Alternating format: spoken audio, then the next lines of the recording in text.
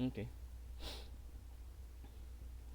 So let's have start with AWS CloudFormation. This will be the last part of our discussion for um, DevOps fundamentals. So this is your basic discussion of all the skill sets, the technologies, the basic technologies that you will be using as DevOps engineers. And then, of course, marami pang tools na pwede kang gamitin. Kaya lang medyo kulang tayo sa oras o sa araw. So, but at least the basic ones, the important ones, you already have the grasp of it with the entire course. Okay. This is the last tool that you will be using as DevOps engineer, especially for cloud. Okay. So most probably with the other cloud providers, meron din silang ganitong type of service. But um, siguro na iba lang sa mga parameters na ini-input or different commands to be invoked on the CLI, but the concept should be the same. Okay. We had infrastructure as code already implemented during Terraform. So what we did last session is to actually deploy, let's say you run a certain Terraform file, you planned it, you applied it, and the infrastructure was prepared and created for you. Okay, for instance, we created one for an EC2 instance, or we also created one for a Docker instance. So both of which will now be usable for you to deploy your applications. Okay? So within the pipeline, yun yung dun na siya dediretso. Right? So another one of a tool that you can do that is by means of AWS CloudFormation. So this is within AWS itself, wherein you may be able now to um, parang generate, to prepare, to create an instance, and not just an EC2 instance related to machines, not just for Kubernetes, not just for Docker types of containers, but rather all other resources that you can manage and manipulate within AWS. You can prepare and create that with CloudFormation. Okay? So here are the topics that we're going to discuss.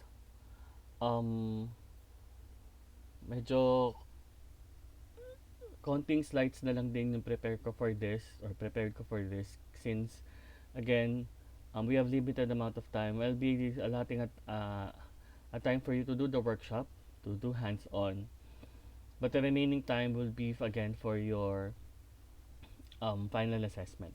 Okay. So what is AWS CloudFormation? Based from Amazon AWS, this is a service that helps you model and set up your AWS resources so that you can spend less time managing those resources and more time focusing on your applications that run in AWS. Okay? So, ito yung focus nila, less time on managing, more time on focusing on your applications.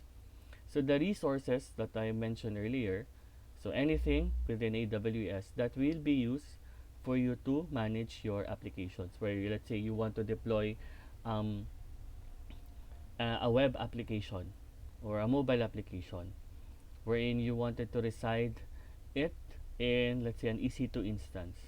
And then to prepare that, you don't need to actually um, create those instances manually.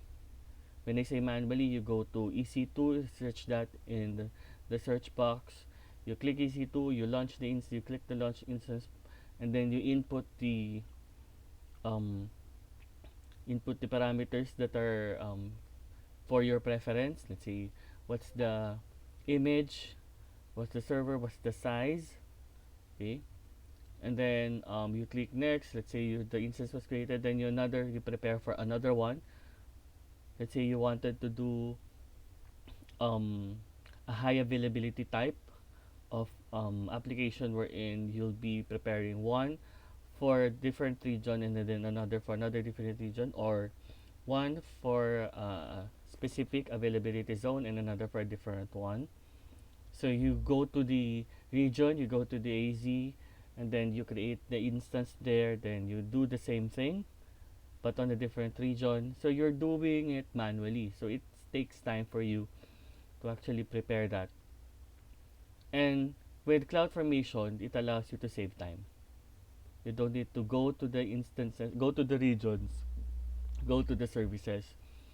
Just run a particular stack or stack set, and the actual instance will be prepared for you.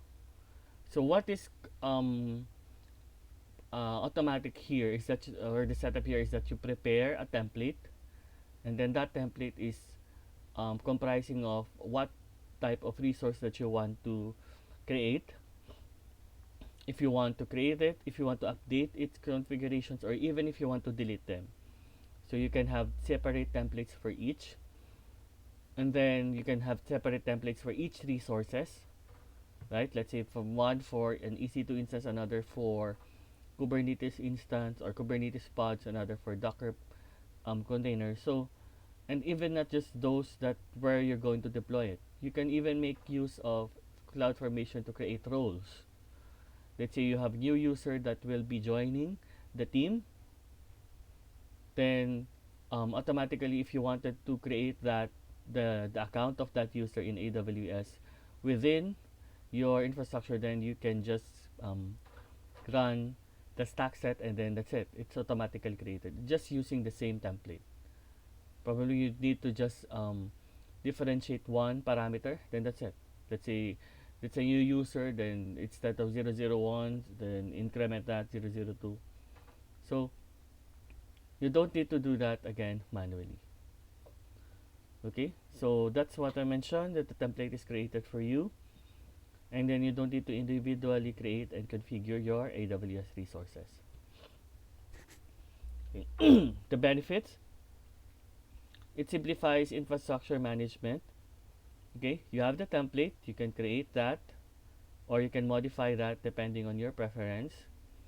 And then of course this template is just as easy as understanding simple YAML file or even a JSON, but here we're going to focus on a YAML format again. Okay, and then when you use that stack na tinatawag, where the template will be incorporated within it, then CloudFormation provisions the other parts for you, let's say related to the database, related to load balancing, auto scaling features, etc. So you don't need to do that again manually.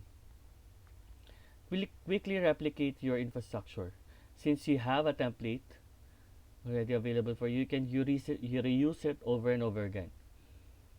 While let's say you have another application that will be deployed from within your team, so what you need to do is just to deploy another or to create another infrastructure for that new application, so you can just reuse the old template. Okay, so easily control and track changes to your infrastructure. So when you provision your infra with CloudFormation, the template describes exactly what resources are provisioned and their settings. Okay, so because it's just simple text files, you can simply track differences in your templates. Okay, so similar to how your developers control revisions, you can put your template in a version control system, let's say GitHub, make the changes on the template, then push it to the master, then you can make use of it again. Okay. And if you have there's something wrong with what you prepared for the template, you can roll back to the previous commits wherein it was on its stable state. So how CloudFormation works, so meron tayong templates na ipe-prepare, and then you create those to describe your resources and the properties of those resources. Parang dun sa, sipin nyo na lang going back to Terraform, when you create the file, you have the providers, you also have the resources, right? So that content is actually a template. Parang ganun yung dito sa AWS CloudFormation. And then whenever you create a stack, CloudFormation provisions the resources that are described in your template. Okay. So it's a JSON or YAML text formatted file. So this is the format that we're going to use, YAML. Okay. So pero later may differences naman. Papakita natin kung ano yung itsura nung JSON. Meron ba yun? Sige, tignan natin mamaya. And then CloudFormation uses these templates as blueprints for building your AWS resources. Okay. This is a sample of the template. This is a YAML template. Okay. So don't be afraid of the format of what we have. Okay. With JSON, you can see multiple curly braces. So right now, we don't have that. So this is a YAML format with usual mapping of key colon value. And then let's say key colon value, and then we have the key colon, and then the bottom is the sub mapping for resources, wherein my EC2 instance is another sub map for type, properties, etc. Okay. For the benefit of the this course, to speed things up, the workshop will be giving you is providing you the actual template to paste and to use. But the main thing to study or to learn here with AWS in the future, if you wanted to be expert with this one, is to know how to prepare the template, because everything else is easy to understand. It's let's say everything that you can do within CloudFormation is within the browser itself. You can just click and type things and then click buttons. But here is the main thing that differentiates yung skills nyo when it comes to CloudFormation, how you prepare the templates. Okay. So we've been mentioning stacks. What are this one? When you use CloudFormation, you manage related resources as a single unit called a stack. Okay. So one stack is usually one type of instance that you want to work on. And then every time you manage that stack, you're managing that resource. If you are going to create that stack, the instance will be created. If you are to delete the stack, then that instance should be deleted as well. Okay? So yan. So create, update, and delete. By creating, updating, and deleting the stacks itself, whatever is the resource that is related to the stacks will be affected. Okay? And then all these resources are defined on your template. Okay? So example, if you want to create an auto-scaling group, so or a load balancer, or even a database instance, so to create those resources, you create a stack by submitting the template that you created.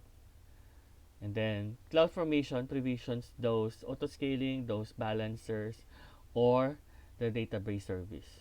Okay. Now, change sets. If you need to make changes to the running resources in a stack, so say there's an existing stack already, since existing na yung stack, so the instance related to the stack or the resource related to the stack should also be existing already as well. If you wanted to make changes, you need the change sets. This is a summary of your proposed changes. It allows you to see how your changes might impact your running resources, especially for critical ones, before implementing them. So parang meron kang picture, parang kang nagte-terraform plan, that you're able to see what is expected to happen once you've implemented it without implementing it yet. Okay. This is the sample of your flow for creating your stack. So you use a text editor to create a template. Okay. Later we'll be having the infrastructure composer. That's parang dun nyo ilalagay yung template, dun nyo na itatype. But in our workshop, dun nyo ipe-paste, kumbaga. You save the template, locally or in your S3 bucket. So later we'll be asking you to create temporarily the bucket and then use the tool, okay, to create the stack, okay, based on the template that was created previously. Okay. If the syntax, if the configuration was successful, then the instance or the resource will be successfully created. So yung importance lang dito is the content of the template. It should be correct. Now for updating the stack, so we are going to edit the template. Okay. Then save ulit yung changes dun sa S3 bucket natin. And then we use AWS CloudFormation to generate a change set based on your modified template. So titignan niya muna, papakita niya muna sa'yo yung possible na mangyayari. Okay? So, dun sa change set natin. Wala pang implementation. Okay? It's up to you now to view the change set, which describes the actions AWS CloudFormation will do if you're going to execute it. And if you agreed with the changes, then you are now able to execute. You should execute the changes or the change set to update the stack. Okay? So, yun yung process niya, yun yung flow. That's the purpose of having the change set itself. To assure you, especially let's say for production deployment, let's say the instance is running fine, but you wanted to change, say, the IP address. Then that's too critical sometimes with things that you're going to manage. Then or if you can view the changes, you can see that on the change sets. Okay. And if you disagreed with the change that you saw based from the template that you prepared, then you can just cancel the change set, and then the template that you created will be cancelled as well. So it will be ignored. Kasi hindi mo pinush through dahil hindi ka nag-agree dun sa changes. So that's change set. So how about stack sets? Okay. So a stack set serves as a container for multiple stacks that are deployed across specified AWS accounts and regions. So kanina we've been mentioning that for stacks, that's one instance, right? But we don't want to have that na, let's say we wanted 1,000 instances to prepare at one run, or 1,000 resources to prepare, let's say for roles at one run. We don't want to create stacks manually. So we can have it in a set, we call it a stack set, collective grouping of your stacks, which defines commonality between resources. Let's say all of those are EC2 instances that differentiate on some parts to give them parang differentiation among each, kung ano yung difference nila, uniqueness kumbaga. Okay? So after you've defined your stack set, you can create, update, or delete stacks in the target accounts and AWS regions you specify. Okay? You can even specify operation preferences.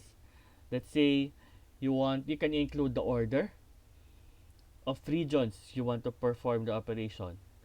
Let's say order of regions, saying dun muna ako sa Oregon magde-deploy. Then once I'm done with it, I'm going to go to North Virginia, and then I'm going to Singapore. So yon. So you can deploy in different regions in one stack set. Okay? And that's the beauty of it, again, if you wanted to have an availability or a high availability on those instances. Okay.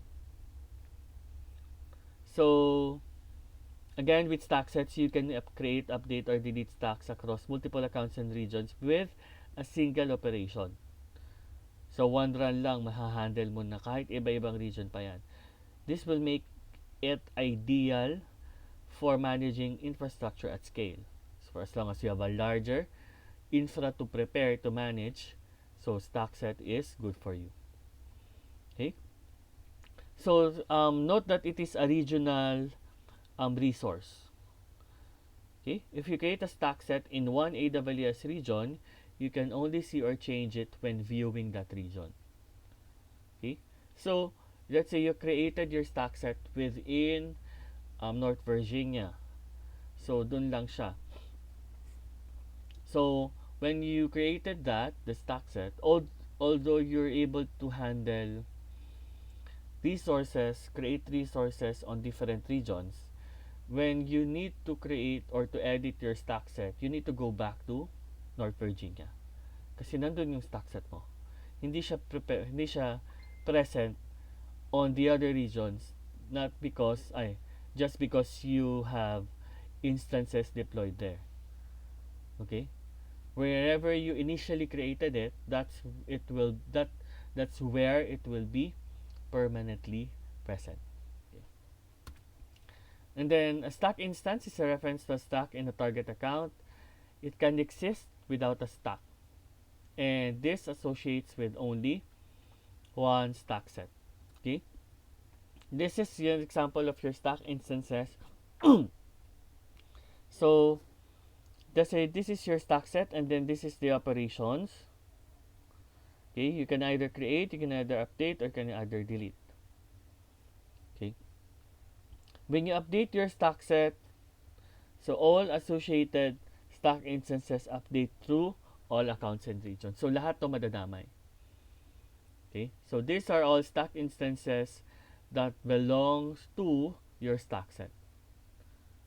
Okay, so lahat nung parts nung stacks that is present along the set is called your instances, and it will be covered throughout all your operations. Okay. Question so far?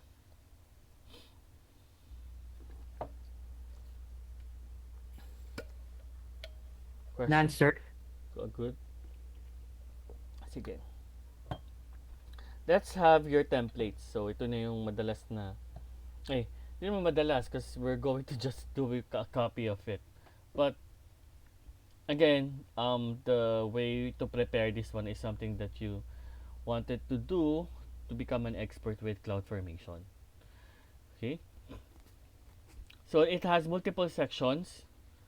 So but the main concern here is the resources section, which should have one resource. Obviously, para saan ba yung stack? Diba? For you to create a resource, or to manage a resource, or to delete a resource. So therefore, there should be a definition of your resource in your template. Okay? You can create among the following methods. We're going to use Infrastructure Composer later, but you can even use your text editor or your IAC generator. Okay. IAC generator, generate your templates from resources provisioned in your account that are not currently managed by CloudFormation. Okay. So where templates get stored, it's up to you. You can place it in your bucket or in your Git repo. A Git repo is best if you wanted to manage it in a versioning control system, where if you wanted to make changes, you can actually try to retrieve it again, make the changes, go back to push it to the master, then make use of it again with new instances to be created. Okay. Validating the templates, there's just one button to click to validate later once you place that in your infrastructure generator or composer, sorry. But that one only verifies the syntax. Okay? It doesn't validate the values that you place there. Okay? Say yung IP address ilagay mo 103.60.9.205. Now, the syntax is correct for that, but what if that value shouldn't be the actual value for that instance? So, hindi nga check yun. Okay? Preferences of values, pati yung logic nung code mo or nung template mo. Just the syntax. Okay?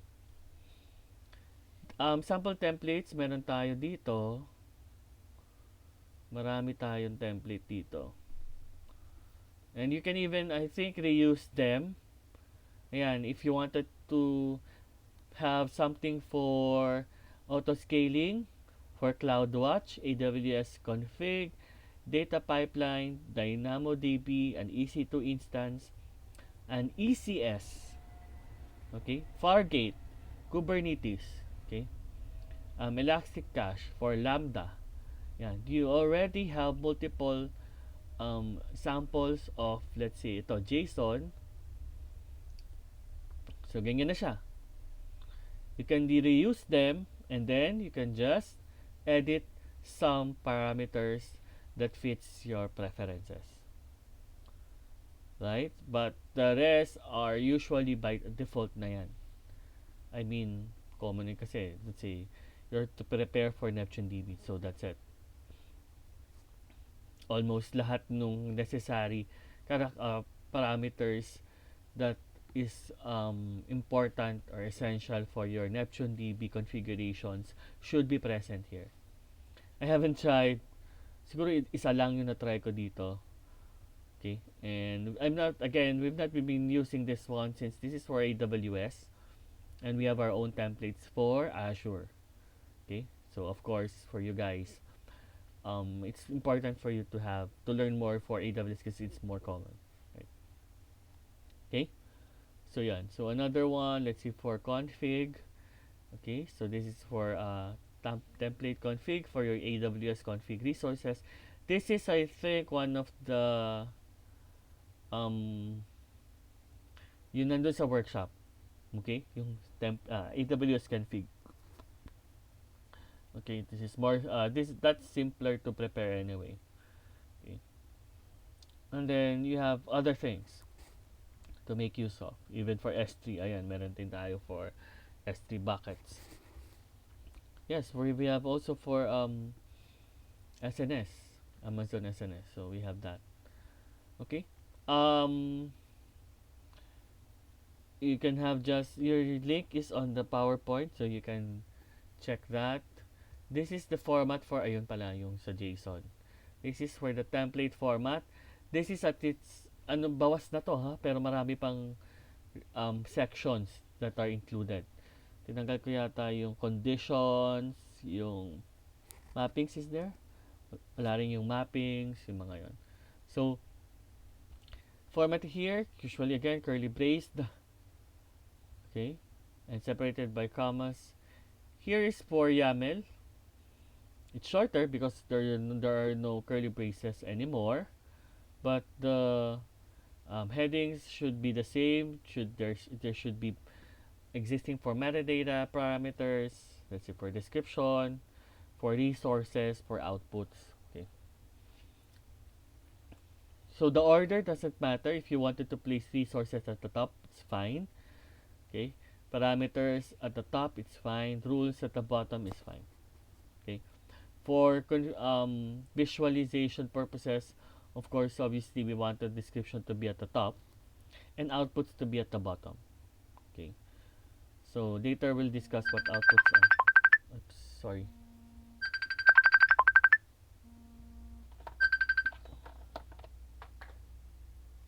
Hold on.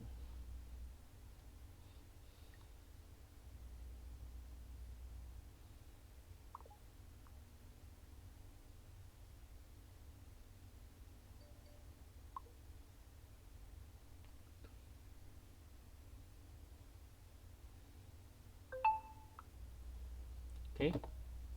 Comments. So for comments, not supported for JSON. Okay. So because by design, JSON doesn't include a syntax for comments. Okay. If you need to include explanatory notes or documentation, you can consider adding metadata. Okay. But originally within the template itself for JSON, wala. YAML, you have that. Okay. You can include inline comments by using the sharp symbol. Okay. And then intrinsic functions. So we have certain functions that you can use within your template that assigns values to properties that are not available until runtime. Okay? So parang mga in your, let's say, classes in programming languages, let's say, ito yung mga methods. Okay? O yung mga method calls, kumbaga. Right? So for the JSON syntax, this is the following. But for YAML, we use exclamation point and then the name of that function. Okay? Let's say the ref function, we have exclamation point and then ref. Okay? I didn't include the sample, but you can see multiple types. Siguro mga less, ano naman yon, mga 20, ganun, 20 to 30 yung list ng functions na available, okay, for templating. And probably we'll just be using 3 to 4. Okay, so you can see that on the sample sections. So resources, ito yung top level section. This declares your AWS resources that you want CloudFormation to provision and configure. This is the setup. Okay. So we have your logical ID. So ito yon. So papalitan mo to ng logical ID nung resource mo. The type. Okay. It should have the type attribute. This is required, which defines what type of AWS resource it is.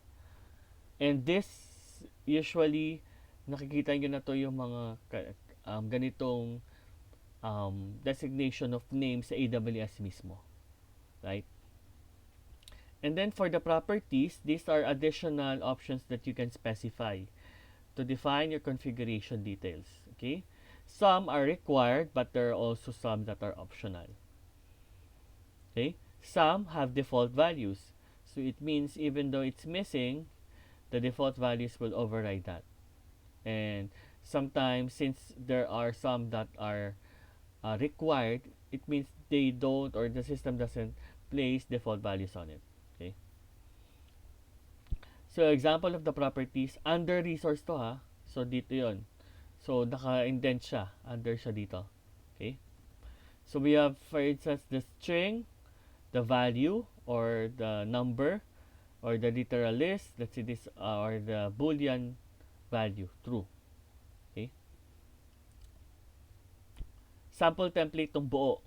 So ito, simple pa lang. So this is for an S3 bucket, the type, okay, which is with the logical name of my bucket, and then the properties name, we have the bucket name itself, which is this one. Okay? The my bucket is the name of that resource that you're going to prepare later. Okay? So yun yung magiging logical name niya. But the bucket name will be this one. So this should be replaced with the desired name for your S3 bucket. Okay? So ito yung sample. Ano pa lang to? For buckets pa lang. So for parameters, you can also include custom values to your template each time you create or update a stack. So if you use your templates, you can build reusable and flexible templates. This is an example wherein, let's say, you wanted to rerun this, you wanted to reuse this, but you wanted a different name. So hindi mo na kailangan palitan yung template mismo, because when you run the stack, it will be ask you first for parameter input. So doon mo pwedeng palitan, and then so once you change something, let's say instead of 1 you place it to 2, then probably that 2 will be appended to the name. So that will now differentiate the new instance that you're about to create. So para din siya sa Jenkins, right? For your Jenkins, you have parameters that you can ask from users, and once you run the pipeline, so bago siya mag-run, itatanong ka muna nung input parameters mo. And once you're good with the parameters, then you can execute it, then the pipeline will push through. Okay? The only required attribute is type, and that can be string, number, or as CloudFormation supplied parameter type. You can also add a description, okay, so to define what it is. And for parameters with default values, CF or CloudFormation uses the default value unless user specifies another value. Okay, so pwede mo lagyan ng default. Kung wala kang in-input, papalitan ngayon. Pag may in-input ka, kung wala kang in-input, it will use the default value. Kung may in-input ka, the default value will be replaced by the user input. Okay? So this is the parang data type siya.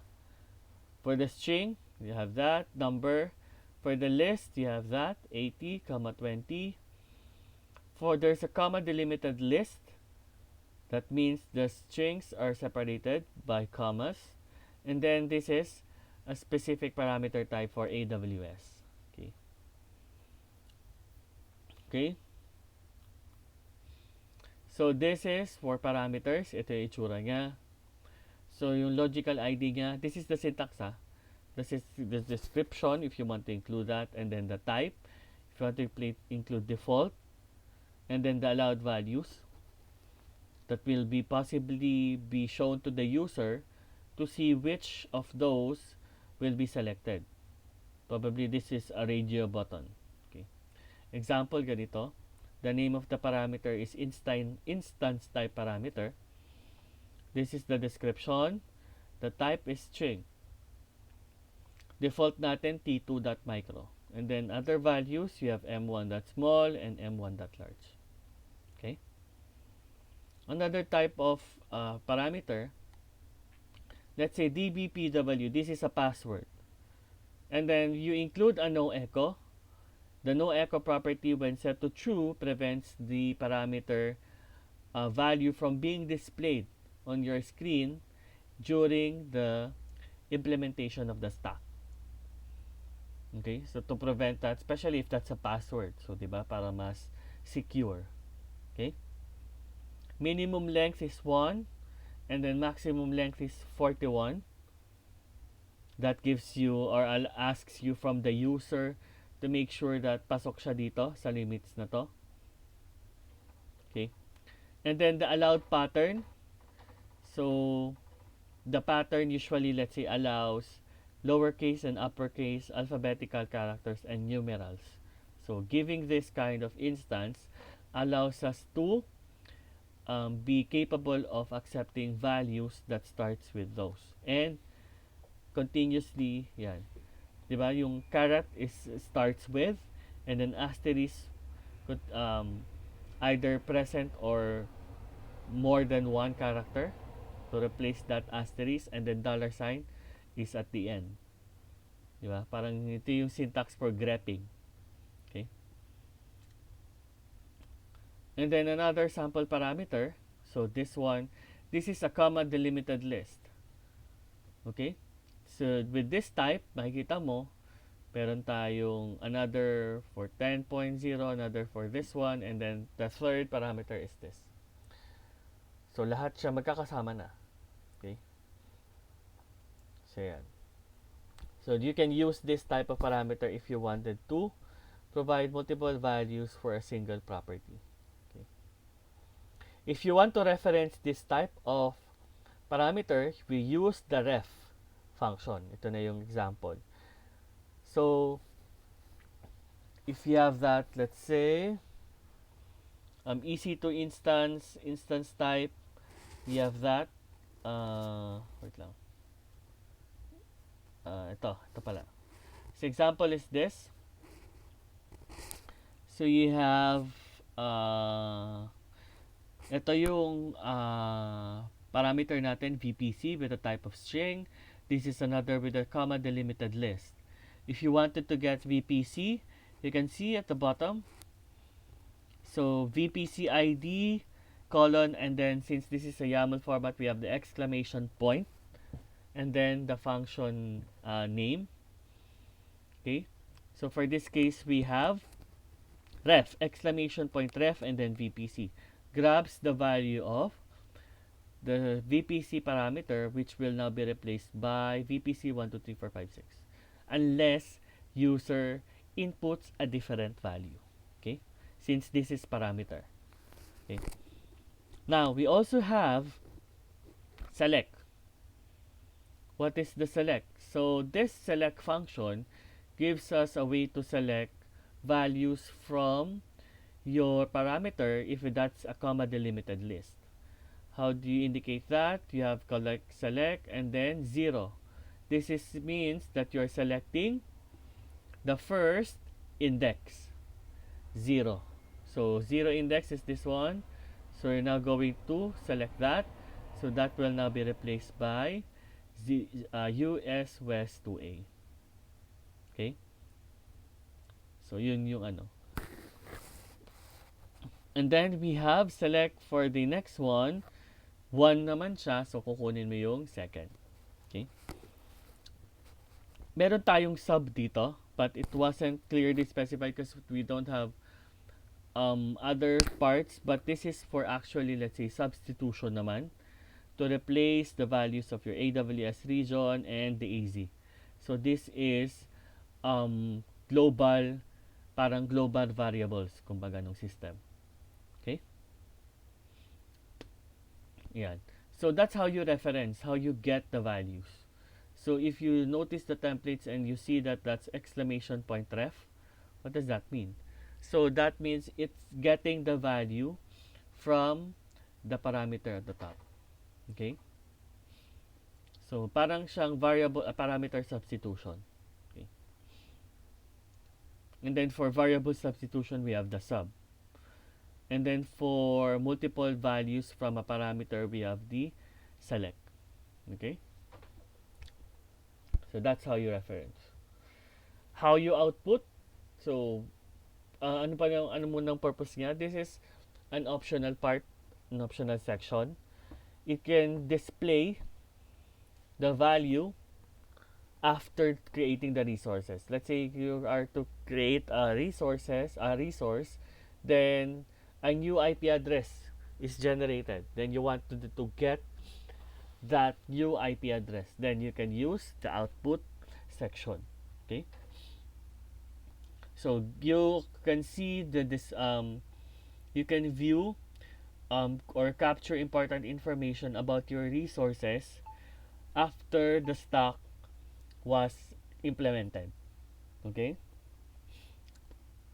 So yun yung purpose niya. This is the output. We have the output logical ID, the description, the value to return, and then if this is optional, export. This is the name of the resource output to be exported for a cross-stack reference. When we say cross-stack reference, you are making an access to a different stack. Ibig sabihin, different template ina-access mo. So, parang cross-stack referencing, yung tinatawag. Okay? Not the current stack where you are, but rather you're getting something out of it from a different stack implementation. This is a sample output. You have there the description, the value. Okay? We have here now a get at. Okay? So this is now used to get the value for this particular attribute. Kaya get at. Okay? Backup load balancer.tsname. Once this is implemented, it will now display on the console. Once you successful implementation, even actually failure, I think, what was the new value of this on what was the new value of the backup loaded balancer.dns name. Okay. So for this example, the output of load balancer DNS name returns the DNS name for the resource only when the create prod resources is true. So meron tayong condition section. So para tong if else. Okay? If you have that, it means that this should be set to true so that you may be able to get the value of the DNS name. Okay? For instance ID, iba naman to. So you're now getting the instance ID, EC2 instance. The logical ID of the EC2 instance. And we just use ref. Okay? So yun. And this one is taken as a parameter technique. Okay. Mappings. So the optional mapping section helps you create value pairs, key value pairs that can be used to specify values based on certain conditions or dependencies. So to retrieve the values, meron tayong iba na namang way. So function na ginagamit, find in map. So ito yung example ng mappings natin. We have the key value pair with the name of the key and then the name of the mapping. Example is this. So nandito na yung map natin and nandito on how to actually make use of that in the or how to retrieve the value. Okay? Using the find in map function. The example that I gave you is a JSON. Sorry. But at least you have another way of saying it. Okay. Okay. That's why if you can see here, it's the function is fn : find in map. Diba? In YAML, it should be exclamation point find in map. And there should be no curly braces. Okay. But just changing the syntax into YAML, it should have the same function. Okay. And then for conditions, so this contains statements that define the circumstances under which entities are created or configured. So parang you need to satisfy the condition first before you can implement what particular block it is. Parang kanina, the output block. You can implement the output block only if the condition is met. Okay. And this is the condition. And then you have an intrinsic function to work with. Example of a condition meron dito. So this create the resource only if the condition evaluates it true, which is this. Okay. So you're about to create a volume only if the condition or the ACE production is set to true. Okay. Next one, meron tayong another condition block or condition statement wherein the output will be revealed only if the is production is set to true. Okay? So yun. So this parameter will be changed later on with a particular block once it's successful. So yun yung mag-change ng value sa kanya. Which in turn will allow you to, or let's say this is an input parameter. So pag ni yes ni user to, so gagawin niya to. Pero pag naka-no to or naka-untick, so hindi ito i-skip tong part na to. Okay. So yan. So that's about, there are other parts of the sections of your templates, but I just wanted to do it in a minimal way to proceed, for us to proceed with the workshop. But do you have questions?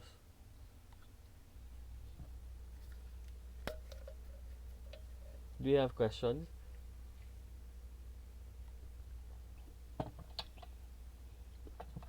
Probably the best, because you already have samples of this. The only thing that you wanted to know more is how to understand the syntax.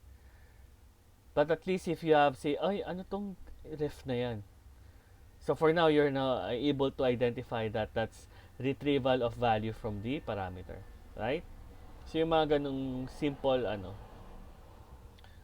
But the rest are usually comes with experience and of course more studying with the template formats. But the basics should be there. Okay. Let's have the workshop. Okay, can you log into your AWS and do the following? Okay.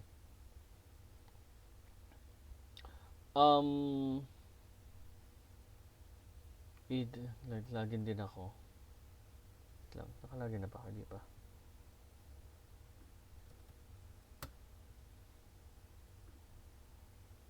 Log into your console, guys. So, console sign in kayo.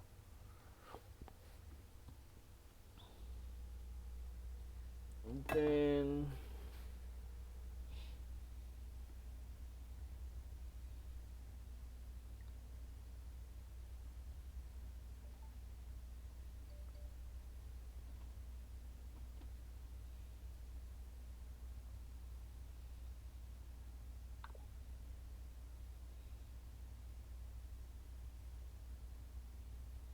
You can work on it now.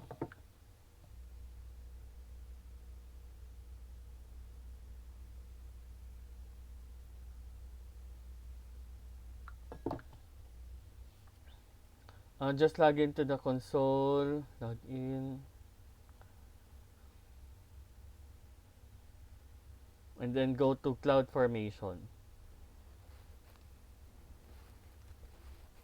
Then just follow the steps, okay?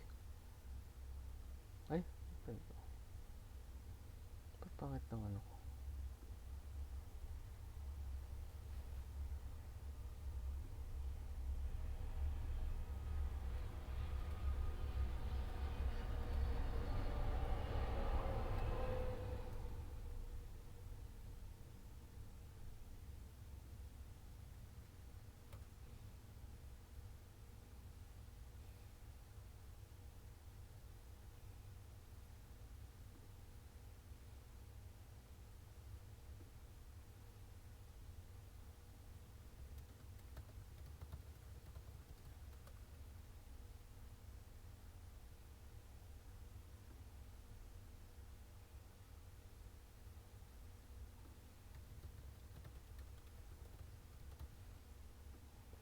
Login lang kayo.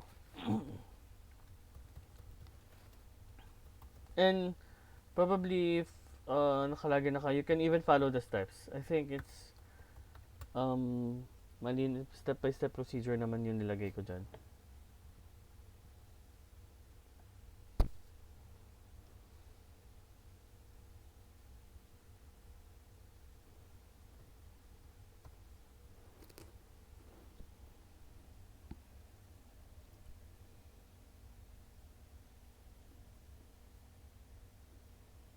Okay, so this is one example of a stack that I have, and I think this is something that I've also used to prepare that on your screen, ay on your slides.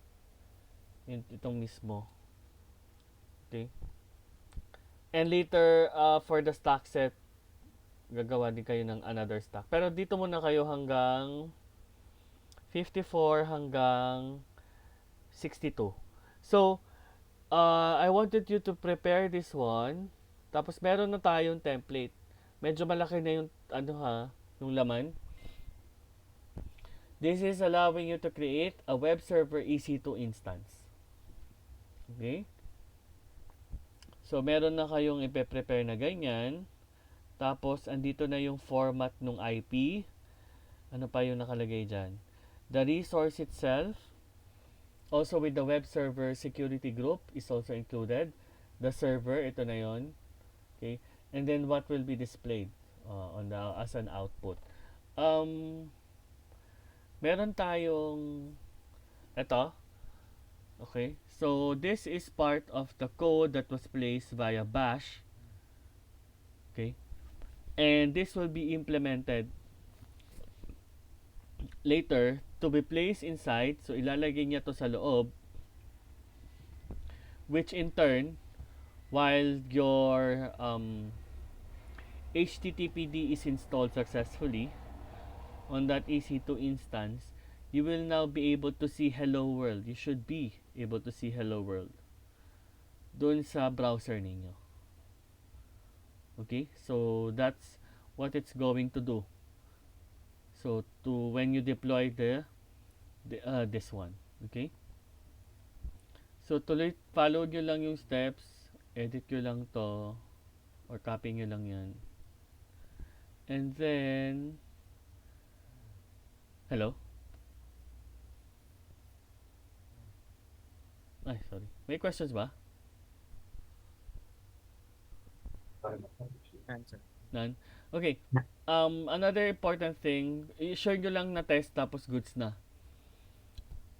Then clean it up. Okay? You delete the stack that you've created para lang hindi maiwan. I'm not sure how much it will cost if it stayed there for long. Probably walang kasi hindi naman kayo make use ng resource, but to make sure lang na hindi kayo mabill ng malaki or baka mababayaran kayo in the future kasi napabayaan nyo yan. So you just clean it up. What you need to clean up later is just what the stack that you've created, and then confirm if the instance was also deleted once you've deleted the stack. Okay, and then also delete the bucket. The bucket, I think it's not deleted automatically, so you need to delete that. Okay, yung infrastructure composer natin should be ito, ganito. If you build from infrastructure composer, ito, infrastructure, creating infrastructure, click mo yan, and then it should be something like this. Okay? If you have something like that, you can work on with placing some APIs or some resources as such, and then the system will automatically, AWS will automatically create a template based from the canvas. Okay, and something like the values that you place in the resource properties. But right now, what I ask you to do is to just prepare the template. So click yung template dito, then dito kayo maglalagay. And that's where you're going to paste the values. Okay? This is where you validate, which checks the syntax, and then that's where you create the template. So let's say copy this, part 1. 2 parts yan So yung part 2 nandun sa second slide. Okay? Paste lang, then create, validate, then create the template. There's a bucket here. So the bucket will be created. Then confirm and continue to CloudFormation. And then I think once it's done, if you have parameters here, that will be asked from you. Okay? So tatanungin ka ng mga parameters. But there are default values already that are indicated. So you can either skip. Actually, you can include your own, but right now you can skip, I think, or because the default values are there. Okay? And then the resources, ito na yung i-create niya. Depending on the parameters that you've inputted. Okay? What else? Yan, follow nyo lang and then test it. How do you test it? Go to the look for the website URL. Sorry, this will contain the public URL of your EC2 instance. Click that URL, then you should see hello world sa browser ninyo. Okay? This just indicates that the instance was there and the actual placement of the script for hello world was also present there. Okay. Okay. If not, then we need to investigate further. Probably the instance was not created. So check natin mabuti. Okay? Questions?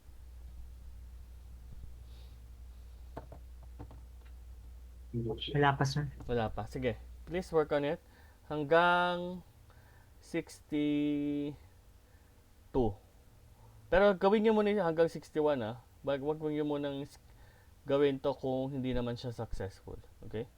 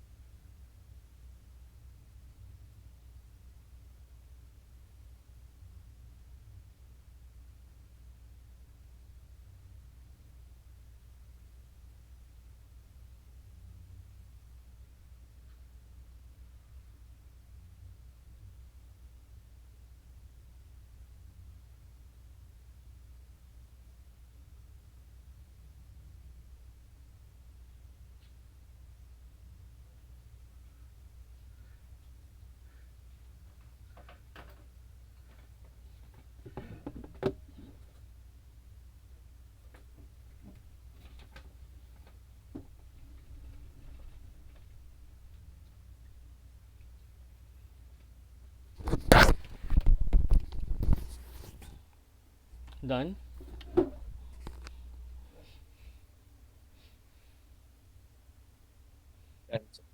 Okay na? How about the rest? Hello po, sir. Yes? Okay. Question lang po. Medyo nahuli po kasi ako on the previous topic and bala ko po ulit kasing reviewin. Is it possible po bang mag-submit ng mga activity for the sake of checking or hindi na po? Yes, yes, yes. Pwede mong And, ihabol. Pero, ano na yun bibigyan ko na kayo ng deadline kasi kailangan ko rin mag-submit nung, ano nyo, anong tawag dito? Yung status if okay po. may ano completion or may sapay. I forgot. Okay po. Um, tapos, once may habol mo, meron pang assessment later. So, yun, Opo, importante din yung yun. final assessment. Yes, sir. Oo. So, Yung, ay, sorry. yung deadline po, sir, when will be po nakaset? Sana sa Sunday. This Sunday? Oo. Kasi, di ba kaya? Because I need to have time and I'll be working as well on the weekdays. Okay, I But see. sige, I'll try to check with Miss Mariel when's the deadline for the certificates. So, Okay. probably, kasi minsan tinatanong nila ako mga Wednesday na ganun. So, probably pwede din siguro mga Monday or Tuesday.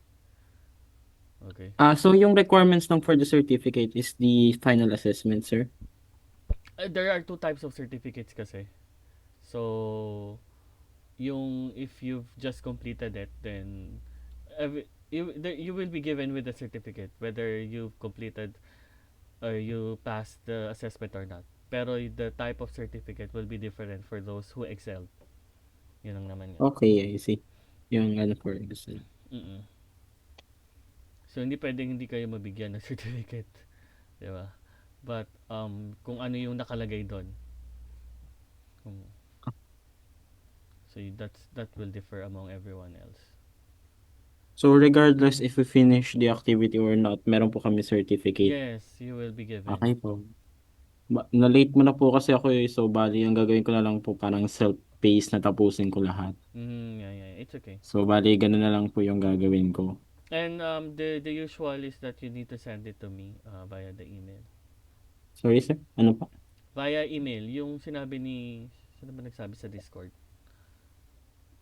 If, Ah, si Maya, okay po. ayan, Mariel So if Dignate. self-paced na po for ano lang, for upscaling, for sa sarili lang naman, pwede pa po mag-submit like, or hindi na po Yes, ganun. sabi ko okay lang naman. Kahit hindi na masubmit with the management, just for checking, ganun. You mean to say for from my end na without the Opo, ano sir. na Bala the ko kasing ano na lang, like tapusin yung course, like certificate of completion kahit hindi na oo. yung excelling. Ah, Kasi nalilate na po talaga ako oo. eh. May issues lang po kasi sa bahay. Kaya hindi na po Sige ako sige. nakaharap. The thing is that you need to I will not be available within the next weekend. Ano ba ngayon? Hindi Yeah. naman po sir, like hindi naman po siya rush. Like, Yeah, yeah, yeah. That's the concern kasi baka mamaya will be ano. And you need to remind me, but I wanted you to contact me probably in saan ba? Kasi inactive yung nag-open lang ako ng Discord whenever there's a pwede session. naman po ako sir mag-message sa LinkedIn if ever, ganun. Can you were you able to see me on LinkedIn? Let me just check sir. Joshua Cuesta, yeah. That's the name. I'm available there anyway. Yeah, you can message me there. Available po kayo sa LinkedIn sir? I mean, I'm checking that. So, Or ayan sa yung email na lang po kayo. Ay, sige sa kahit sang message. Bali, eh, isahan lang po. Like, isa-send ko lahat. Ganun, if ever. sa email lang. Hindi, the point is to remind me that I have something to check. Okay, I see, sir. Yeah, yeah, yeah, yeah. Yun lang yung concern ko. So, mm, my go-to tool is actually Messenger. The Ay, next is wala po sa LinkedIn, Viber sir. and Telegram. So, Saan po kayo pwede makontak, sir? pwede sa TG na lang. Kasi TG po? Telegram, Ah, okay, I see. that's the tool that they are using anyway in PCC. So, pwede yun na lang din. This is, pwede ba mag-type dito? Hindi, no? Hindi po ata, sir. Hindi nga. Wait lang. Kaya ko. Yes. Ayun, bawal mag-type po, sir. Oo. Like, Ah, sa ano po, sir? Sa Discord, mag-send ng number for that. Nandito sige. po ba? Sige sa Discord na. Wala ba yung number ko information ko dito? Edit profile. Edit ko na lang yung profile. Wait lang. Pwede ba dito? My account. Ha?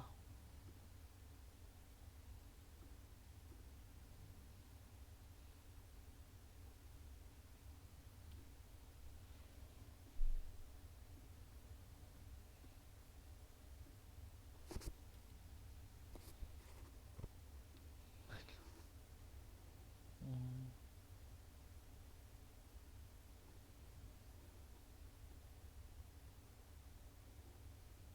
sige, doon na. I-type ko na nga lang. Wala eh. Makita.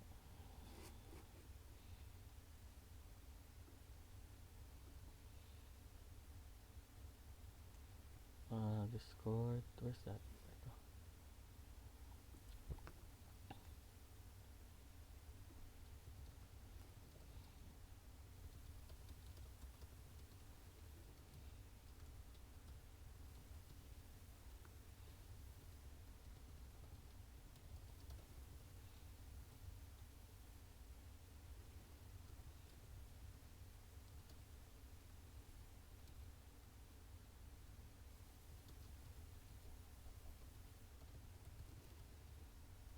Ayan, check mo na lang. Hold on. Yung saan po, sir? Sorry.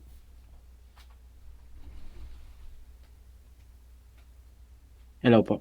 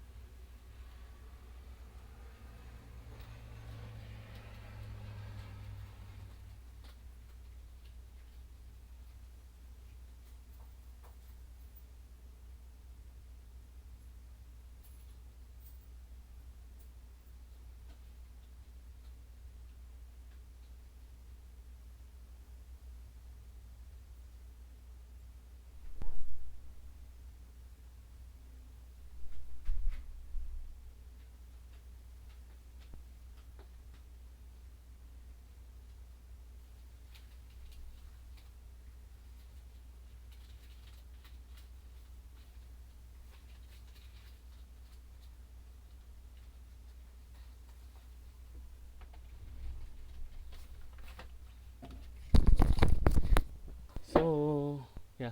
Sorry about that. Once you're done, can you continue with, may questions kayo dyan? Concerns dun sa creating the stack? You're good? None, sir. None? All good? Okay, so, clean up. Do a cleanup. Then perform the next one, creating a stack set. So, ito yung importanteng medyo confusing sa part ng stack set. The prerequisites. But the remaining are good to follow naman. Dito lang medyo nagkaka-problem kasi hindi nasusunod ng maayos. Ay, saan na yan? So, to prepare that, let me just show to you. Go here. Ay, ba't di maklik? Wag kang naka-share, sir. Ay, ayan. All good, sir. So, ito. So, follow these instructions. Ito. um, we are going to do the self-managed permissions. Okay.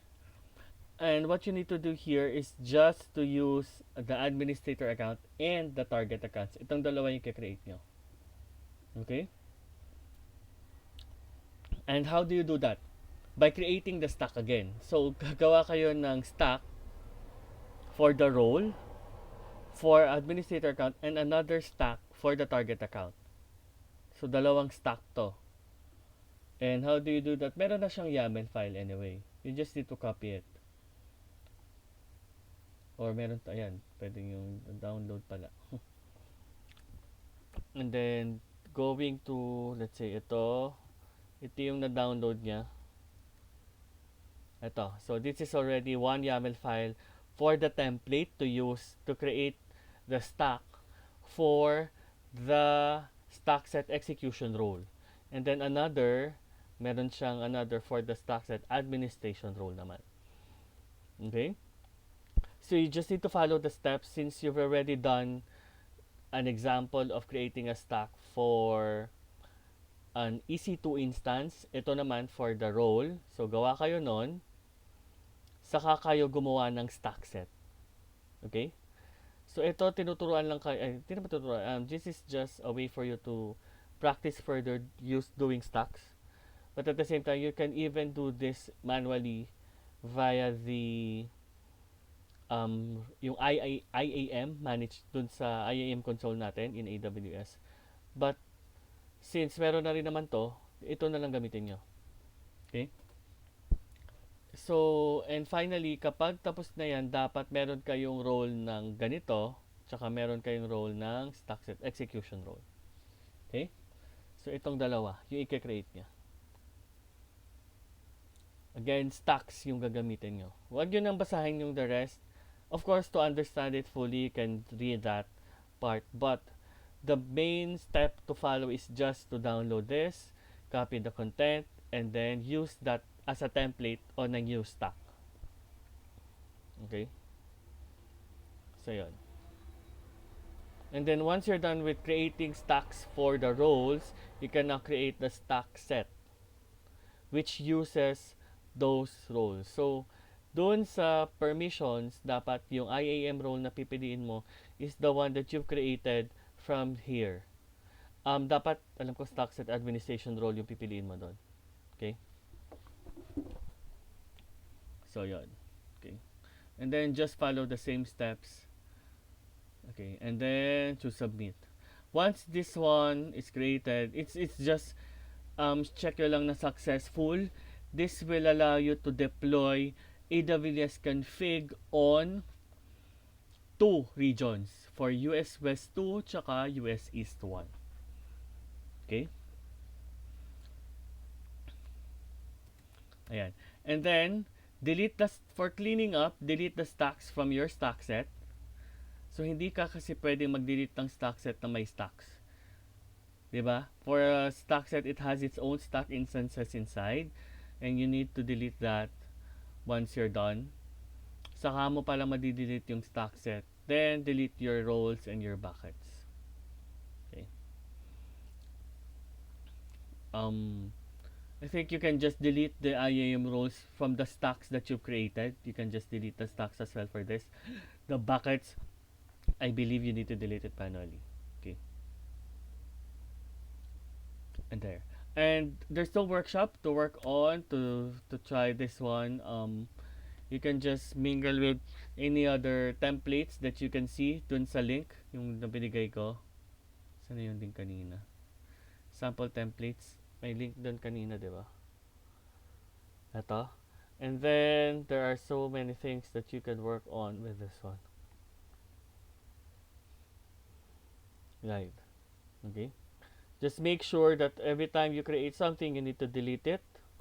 Or i-investigate nyo lang baka mamaya the creation of that instance costs or incurs a cost. So, there are multiple resources kasi dito for AWS.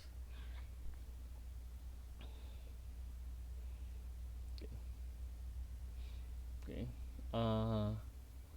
That's it. And once you're done, please tell me so that I can ask you to proceed with the next.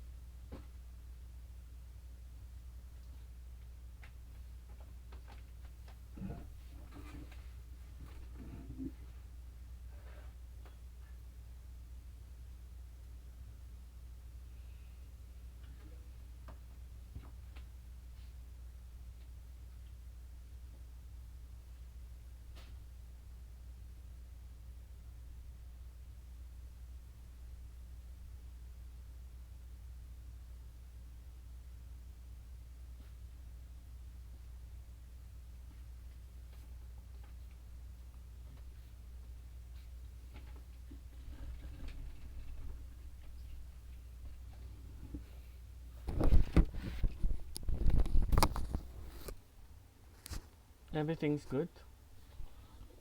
You're done?